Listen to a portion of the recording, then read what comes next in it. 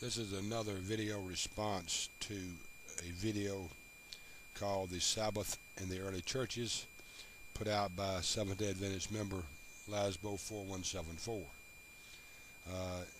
Now it appears to me that there's a new way of doing things among certain people. That is, taking books, pulling out a section of that book that you want to use and listing it as a reference, trying to get it to say something that the context of your quote is not saying. And that is apparently what Lasbo 4174 is once again done.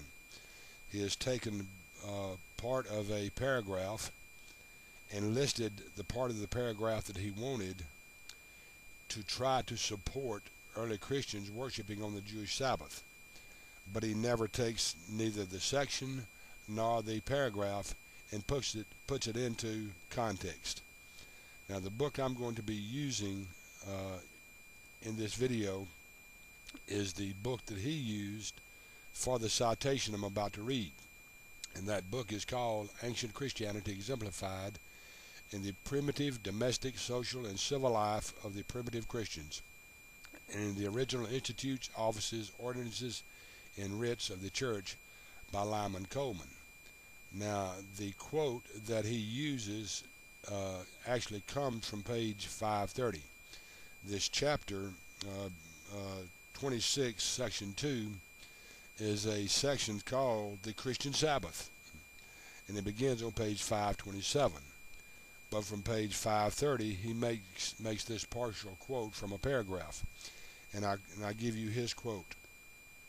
No law or precept appears to have been given by Christ or the apostles, either for the abrogation of the Jewish Sabbath, or the institute of the Lord's Day, or the substitute of the first for the seventh day of the week. End quote. Now that is part of the paragraph that he gave. Now I'm going to put up the entire paragraph here for people to read and see what the author was doing.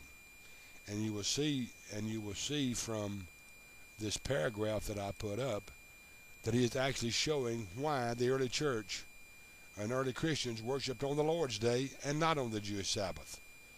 So all he has done is taking part of a paragraph here that he wanted to use in order to try to prove his point, but he never put the little section that he used in context with section 2, nor the paragraph that he quoted it from. The entire argument for this chapter 26, section 2, which is called the Christian Sabbath, is to show the authority of the changing of the Jewish Sabbath to Sunday, and why the Christians worshipped on the Sunday, the Lord's Day, and not the Old Testament Jewish Sabbath.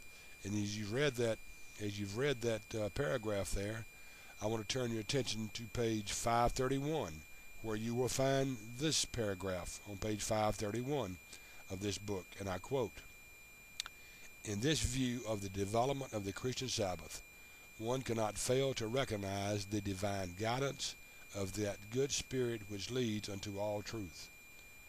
Under this peculiar oversight, the observation of the Lord's Day was ordered, while yet the Sabbath of the Jews was continued, nor was the latter superseded until the former had acquired the same solemnity and importance which belonged at first to the great day which God originally ordained and blessed.